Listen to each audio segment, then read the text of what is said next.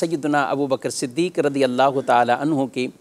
افضلیت کے حوالے سے آپ کی وہ شان ہے جس کے بارے میں ہم سب مسلمانوں کو یہ عقیدہ رکھنا ہے، اور ہم سارے ہی تقریباً جمعۃ المبارک کی نماز میں خطبے کے اندر خطیب یہ ایک صدا وہ بلند کرتے ہیں، اور خطیب سے ہم یہ کلمات سنتے ہوئے اپنے گھروں کو واپس لوٹتے ہیں، افضل البشر بعد الانبیاء بالتحقیق،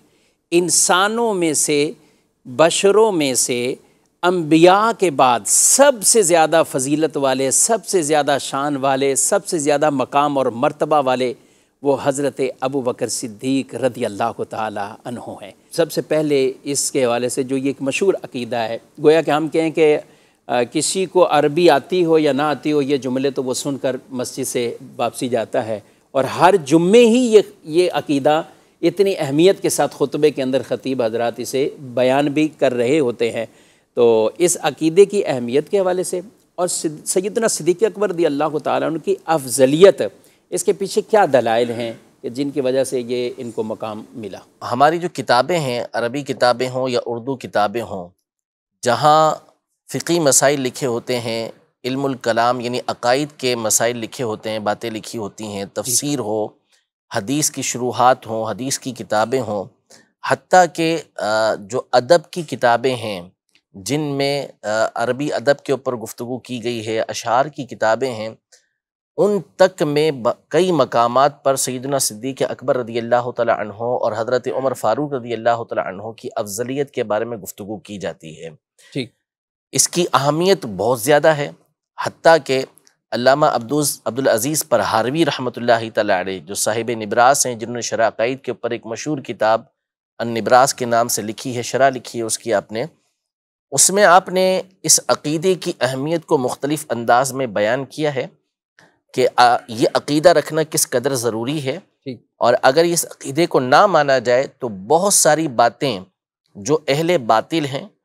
وہ کس طرح اہل سنت کے بارے میں، اہل سنت کے جو نظریات ہیں اس کے اوپر کس انداز میں اٹیک کریں گے، اور اس افضلیت کے عقیدے کو ختم کرنا یا اس کو ضنی شمار کرنے کی بنیاد پر کس طرح کی باطل باتیں وہ اہل اسلام میں، اہل سنت کے اندر داخل کرنا چاہتے ہیں۔ اس بات کو بیان کرنے کے بعد آپ نے یہ ارشاد فرمایا کہ علماء پر لازم ہے، علماء پر لازم ہے کہ ہر دور کے اندر سیدنا صدیق اکبر اور سیدنا عمر رضی اللہ تعالی عنہما کی افضلیت کے اوپر کتابیں لکھیں،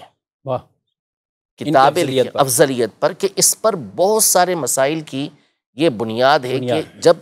اس نظریے کو، اس عقیدے کو آپ ضنی قرار دے دیں گے، کہ ایسا مسئلہ قرار دے دیں گے کہ جس کا ماننا نہ ماننا دونوں برابر ہوں، کوئی حرج نہ اس کے ماننے کے اندر، تو پھر نتیجہ بہت خراب نکلے گا، اور پیچھے جو بہت ساری باطل باتیں ثابت کرنے کی بعض لوگ کوشش کرتے ہیں وہ بآسانی وہ بات چسپا کرنا شروع کر دیں گے، ثابت کرنا شروع کر دیں گے۔ تو اس لیے آپ نے اس عقیدے کی اہمیت کو بیان کرنے کے بعد یہ لازم قرار دیا کہ علماء اس پر بولتے رہیں، بیان کرتے رہیں، اور پھر اس کے بعد اس کے اوپر کتابیں لکھنے تک کا حکم ارشاد فرمایا۔ امام اہل سنت رحمۃ اللہ تعالی علیہ نے مطلع القمرین میں جو آپ کی مشہور زمانہ کتاب ہے، اس میں آپ نے یہ ارشاد فرمایا کہ اس عقیدے کی اہمیت کو آپ اس سے سمجھیں کہ جہاں کسی نے اس کے برعکس بات کی، علماء اس کے پیچھے لگ گئے، یعنی اس کا جواب در جواب جواب پہ دینے لگ گئے، تو اس کا مطلب ہے کہ اس عقیدے کی اہمیت کتنی زیادہ ہوگی، بالکل، کہ جو علماء اس قدر اس کا اہتمام یہ کر رہے ہیں۔ تو اول تو یہ نظریہ اور عقیدہ رکھنا، اس کی اہمیت اپنی جگہ پر ہے، پھر اس کے اوپر جو دلائل ہیں وہ اپنی جگہ پر ہیں، اور پھر تیسری بات یہ کہ اس نظریہ، یہ عقیدہ اور نظریہ جو ہے سیدنا صدیق اکبر رضی اللہ تعالی عنہ، یہ ہمارے نزدیک انبیاء اور رسل کے بعد انسانوں میں جو سب سے افضل ہستی ہے وہ سیدنا صدیق اکبر رضی اللہ تعالی عنہ کی ہے۔ اس کا معنی کیا ہے؟ اس کا مطلب یہ ہے کہ اللہ کی بارگاہ کے اندر ان کے درجات سب سے بلند ہیں، یعنی کثرت ثواب، جس کا مطلب ہوتا ہے درجات کی بلندی، کہ اللہ کی بارگاہ کے اندر جو انبیاء اور مرسلین کا مقام و مرتبہ ہے، اس کے بعد سب سے بلند مرتبہ سیدنا صدیق اکبر رضی اللہ تعالی عنہ کا ہے۔ تو یہ افضلیت کا معنی ذہن کے اندر ہونا چاہیے کہ درجات کی جو بلندی ہے، کثرت ثواب جس کو کہا جاتا ہے، وہ یہاں پر مراد ہے۔ سیدنا صدیق اکبر رضی اللہ تعالی عنہ اور پھر ان کے بعد حضرت سیدنا عمر رضی اللہ تعالی عنہ، یہ ہمارا عقیدہ اور نظریہ ہے۔ باقی پھر ان کے جو ترتیب ہے وہ ایک تفصیلی ترتیب ہے کہ اللہ پاک نے قرآن مجید فرقان حمید میں سورہ حدید کے اندر صحابہ کرام علیہم رضوان کی 2 قسمیں بنائی ہیں۔ پہلی قسم وہ کہ جو فتح مکہ سے پہلے ایمان لے کر آئی، دوسری قسم وہ کہ جو فتح مکہ کے بعد ایمان لے کر آئی۔ پہلے جو صحابہ کرام علیہم رضوان ہیں کہ جو فتح مکہ سے پہلے ایمان لے کر آئے، وہ ان صحابہ سے افضل ہیں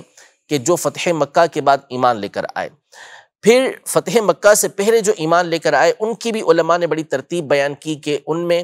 جو بیعت رضوان کے اندر تھے وہ افضل، پھر ان سے افضل جو ہے وہ احد کے اندر جو صحابہ کرام علیہم رضوان تھے وہ افضل، پھر ان میں بدر والے ان سے افضل، بدر والوں میں پھر عشرہ مبشرہ افضل، عشرہ مبشرہ میں خلفائے راشدین افضل،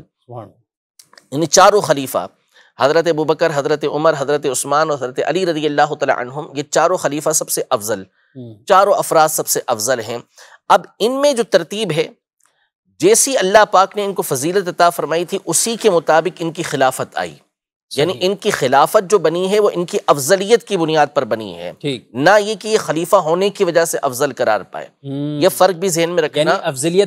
افضلیت پہلے ہے، پھر اس کے بعد ان کو خلیفہ یہ بنایا گیا ہے۔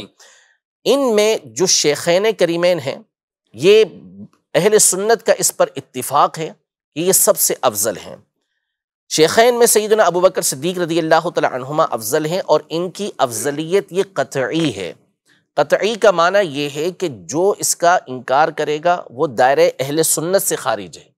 اہل سنت کا اس پر اجماع ہے کہ سیدنا صدیق اکبر رضی اللہ تعالی عنہ اور حضرت سیدنا عمر رضی اللہ تعالی عنہ باقی تمام کے تمام صحابہ کرام علیہم رضوان سے افضل ہیں۔ جب صحابہ کرام علیہم رضوان سے افضل ہیں تو پھر بعد والوں سے بدرجہ اولا افضل ہیں۔ تو ان کی جو افضلیت ہے یہ قطعی ہے، اس کا جو انکار کرنے والا ہے وہ دائرہ اہل سنت سے خارج ہے۔ اصل میں قطعیت 2 طرح کی ہوتی ہے، اس کو آسان لفظوں میں یہ سمجھ لیں کہ قطعیت وہ ہوتی ہے کہ جو ضروریات دین کے درجے کے اندر ہوتی ہے، جس کا مطلب یہ ہوتا ہے کہ جب بندہ اس کا انکار کرے گا تو دائرہ اسلام سے خارج ہو جائے گا، کافر ہو جائے، جیسے جیسے اللہ پاک کو نہ ماننا، یا اللہ پاک کو ایک نہ ماننا، رسول پاک صلی اللہ علیہ وسلم کو نہ ماننا، یا آپ کو آخری نبی نہ ماننا۔ یہ ایک ایسے عقیدے اور نظریے ہیں کہ جو ایسی قطعیت ہے کہ جس کو نہ ماننے والا دائرہ اسلام سے خارج ہو جاتا ہے۔ دوسری جو قطعیت ہوتی ہے وہ ضروریات مذہب اہل سنت کی ہوتی ہے کہ اس کو نہ ماننے والا، یہ جو اہل سنت ہے اس کے دائرے سے خارج ہو جائے گا، وہ بد مذہب ہو جائے گا، وہ سنی نہیں رہے گا، گمراہ ہو جائے گا۔ سنی ہونے کے لیے اس کے لیے ضروری ہوگا کہ ان چیزوں کا عقیدہ وہ رکھے گا۔ انہی میں سے ایک عقیدہ یہ ہے کہ وہ شیخین کریمین یعنی سیدنا ابوبکر صدیق رضی اللہ تعالی عنہ اور سیدنا عمر رضی اللہ تعالی عنہ کی افضلیت کا اعتقاد رکھے گا۔ پھر اس کے بعد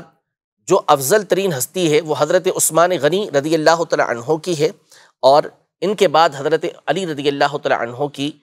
شخصیت یہ سب سے افضل ہے۔ اچھا، حضرت عثمان غنی رضی اللہ تعالی عنہ اور حضرت علی رضی اللہ تعالی عنہ کی جو ان کی جو فضیلت ہے، افضلیت ہے، اس کے حوالے سے جو جمہور اہل سنت ہیں ان کا موقف یہ ہے کہ یہ حضرت علی رضی اللہ تعالی عنہ سے افضل ہے۔ جمہور اہل سنت کا یعنی اکثریت کا موقف یہی ہے۔ بعض جو قدیم ہمارے بزرگان دین تھے، اسلاف تھے، ان کا موقف یہ تھا کہ حضرت علی رضی اللہ تعالی عنہ حضرت عثمان سے افضل ہے، لیکن یہ اختلاف جو تھا وہ ابتدا کے اندر تھا۔ پھر جب حضرت عثمان غنی رضی اللہ تعالی عنہ کی خلافت پر اتفاق ہو گیا اور آپ کو خلیفہ مقرر کر دیا گیا، تو اس کے بعد جب ادلہ پر علماء نے غور کیا سیدنا امام احمد بن حنبل رضی اللہ تعالی عنہ کے دور میں اس مسئلے کے اوپر،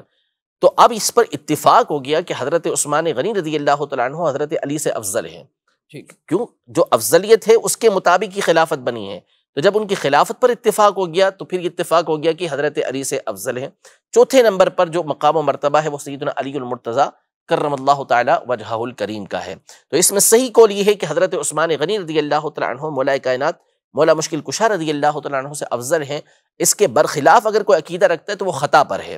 یعنی اکثریت کا قول وہی ہے جو حضرت عثمان غنی رضی اللہ تعالی عنہ کی افضلیت کا ہے۔ اور شیخین کی یعنی حضرت ابوبکر صدیق اور حضرت عمر فاروق رضی اللہ تعالی ان پر اتفاق ہے، ان پر اتفاق ہے اور یہ قطعی ہے۔ اور سب سے افضل ہونے پر ابوبکر صدیق رضی اللہ تعالی عنہ، اس پر بھی اتفاق ہے۔ اچھا، اب اس مسئلے پر دلائل تو بہت سارے ہیں، قرآن و سنت سے بھی انشاءاللہ آگے چل کے ابھی بیان بھی ہوں گے، لیکن علماء یہ ارشاد فرماتے ہیں، علماء ثناء اللہ پانی پتی رحمۃ اللہ تعالی علیہ، جن کی تفسیر مظہری مشہور و معروف کتاب ہے، انہوں نے اپنی کتاب السیف المسلول کے اندر یہ ارشاد فرمایا کہ اس مسئلے کو جس تحقیق کے ساتھ اور جس سختی کے ساتھ اور جس مضبوطی کے ساتھ سیدنا علی المرتضیٰ کرم اللہ تعالی وجہہ الکریم نے بیان کیا، وہ کسی اور نے بیان ہی نہیں کیا۔ خود مولا کائنات نے برسر منبر ایک دفعہ نہیں، 20 مرتبہ آپ نے یہ ارشاد فرمایا کہ جو مجھے ابو بکر اور عمر کے اوپر فضیلت دے گا، میں اس کو وہ حد لگاؤں گا، وہ کوڑے لگاؤں گا جو تہمت لگانے والے پر، جھوٹ گھڑنے والے کے اوپر حد لگائی جاتی ہے، جو اس کی ایک شرعی حد ہے وہ اس پہ جاری کروں گا۔ اور حضرت علی رضی اللہ تعالی عنہ سے اس کو روایت کرنے والوں کی تعداد علامہ سمہودی رحمۃ اللہ تعالی علیہ، امام ابن قدامہ رحمۃ اللہ تعالی علیہ، امام ذہبی رحمۃ اللہ تعالی علیہ، ان لوگوں کے مطابق 80 کے قریب راوی ہیں جنہوں نے حضرت علی سے یہ بات روایت کی ہے۔ اور علامہ اکرم سندھی رحمۃ اللہ تعالی علیہ نے لکھا کہ 120 راوی ہیں جنہوں نے حضرت علی رضی اللہ تعالی عنہ سے یہ بات روایت کی ہے، اور ان میں امام حسن مجتبی رضی اللہ تعالی عنہ بھی شامل ہے۔ سبحان اللہ سبحان اللہ، کہ جن کے سامنے بالکل گھرانہ یہ بیان کرتا ہے۔ اور اہل بیت اطہار میں کئی افراد ہیں کہ جنہوں نے بانگ دہل اس عقیدے اور نظریے کو بیان کیا ہے کہ سیدنا ابو بکر صدیق رضی اللہ تعالی عنہ یہ سب سے افضل ہیں۔